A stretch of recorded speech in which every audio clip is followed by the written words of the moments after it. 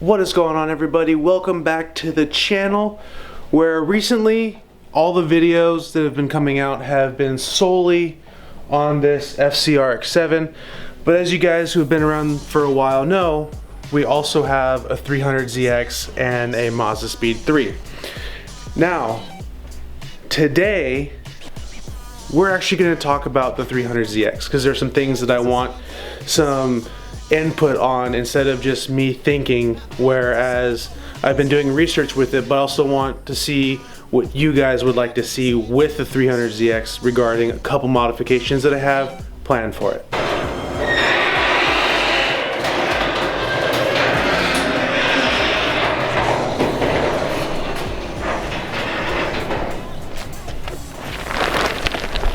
Oh, there she is.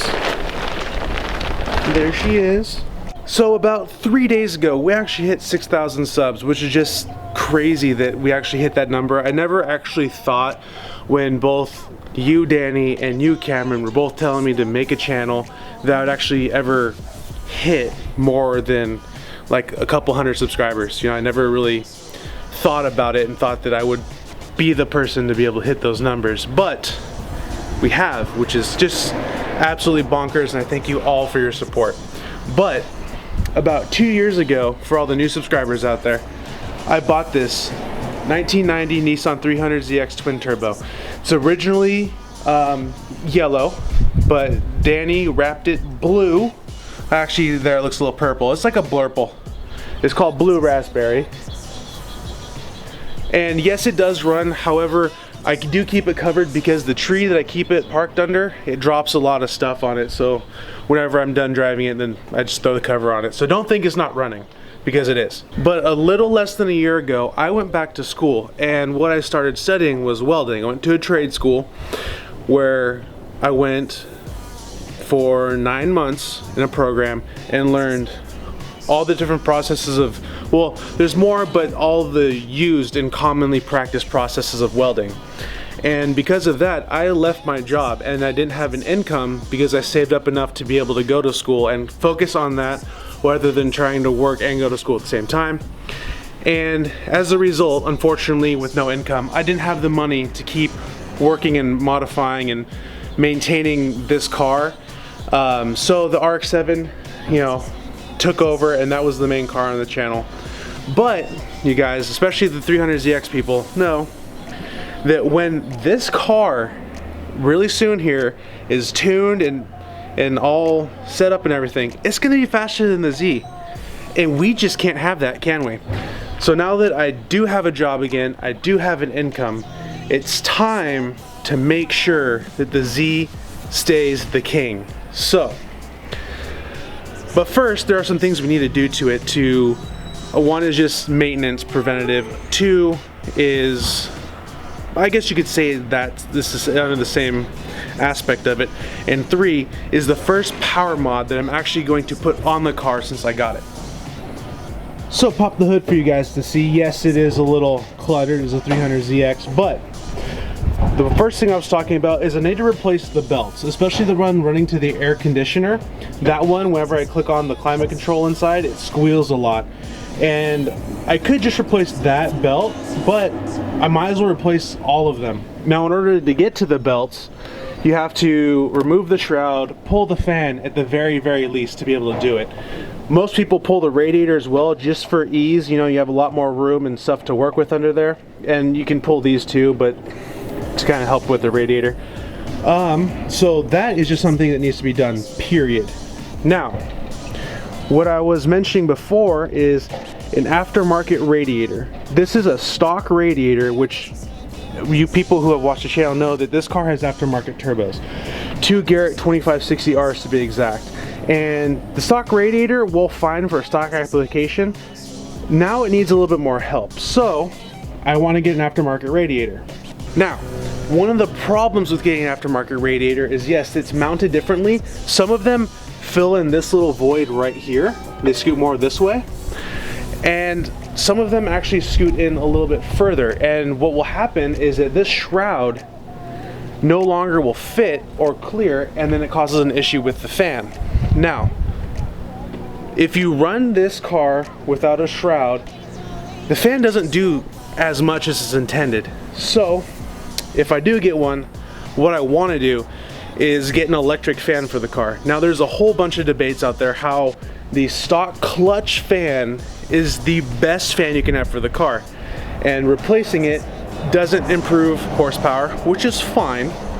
But if something were to go wrong with that fan, it not only takes out the fan and the clutch, it takes out the radiator, it takes out the water pump. A lot of catastrophic things can happen. And yes, I can just get new parts and make sure that's all good. But as you guys can see, this also takes up a lot of space.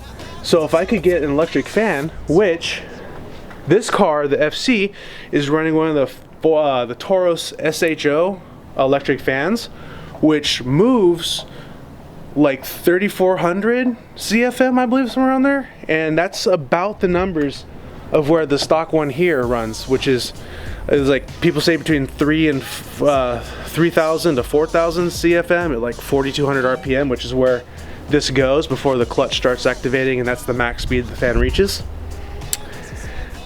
But a lot of people are always saying how electric fans aren't reliable anymore.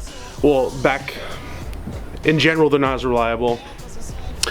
And you know, you need to make sure that the shroud you get completely blocks that side and needs to pull. And if when it clicks on, if you can't suck a piece of paper to the radiator, it's not good enough, which is all true.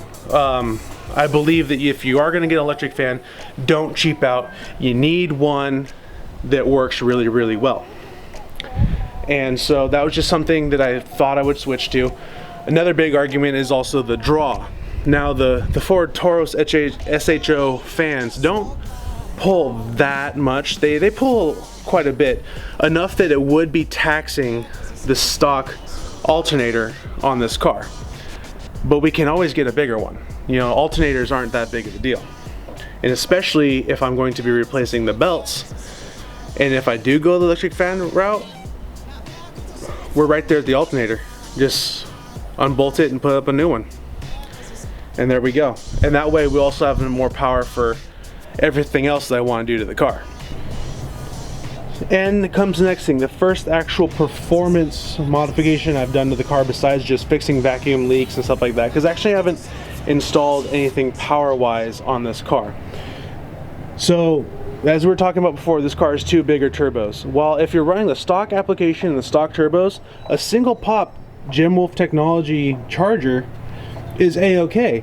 But this car has updated fuel injectors, which are not the biggest, only like 550 cc's, so we will be getting bigger ones in the future to run E85. But this right here is actually, this T is a very, very limiting factor right now. So I do want to get a dual pop charger with the cell-in translator and 2 mass airflow sensors for it, which should help the breathing a lot better, and it should actually have the turbo spool up quicker, because right now the way the car is set up, the turbos don't spool until about 4,500 RPM. So the point of this video is to get your guys' opinions on this, and if I can always make a custom shroud for the Ford Taurus SHO electric fan, and I can also make a scoop that goes to the from the up in the front here, directly also channeling air to the radiator, and have that fan pull it through for better flow. If you guys want to see something like that, let me know. You know, I don't mind doing it and then seeing if it works. And then if it doesn't work, then I'll just switch back to a clutch fan. You know, no harm, no foul. I just got to make sure that when I do it, you know, I really keep an eye on my temperatures, because, you know, don't want this thing to overheat. But yeah, if that's something that you guys want to see, let me know. And also, I want you guys' opinions that have 300ZXs, especially the twin turbos. Which radiator did you guys get? Because I would like one that still, if I need to, I can still put the stock fan shroud on and the fan and not have any clearance issues or rubbing issues. So please let me know in the comments down below, and we're gonna get started on this really soon here. So once I get a couple, you know, more pieces of information and what you guys think is the best, I'll go ahead and start ordering parts up and get this thing going, because like I said, we can't lose to a rotary. I don't know what you guys are thinking. The only rotary that we should ever lose to is an FD with a 3 rotor or a 4 rotor. Not an FC. We can't lose to the FC, guys. It just can't happen. I'll catch you all in the next video. Peace.